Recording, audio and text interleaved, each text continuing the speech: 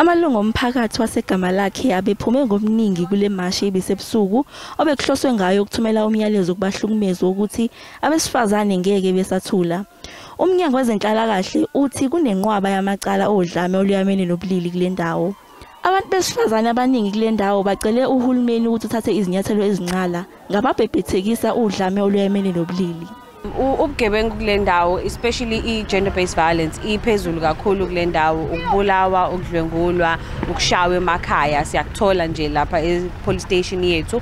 So ukuze umuntu akwazi ukusizakala mayesaba ukukhuluma nomuntu wasekhaya angeze ema-ofisini ethu e-CPF khona lapha e-police station yaseGamalakhe. Abaholi bezenkolo banxuse umphakathi ukuthi ubike noma yiluphi uhlobo lokuhlunyezwa esiteshini samaphoyisa endawo.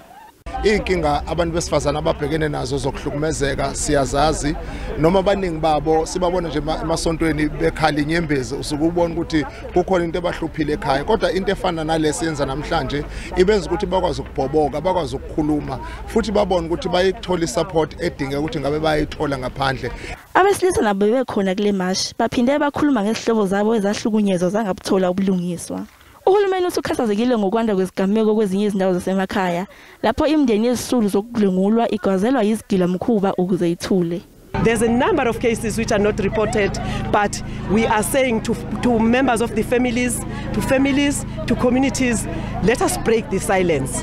Let us not shift the blame. Abaholi bezenkolo baphuthulele mashi ngomkhuleko ehholo laseGamalakhe.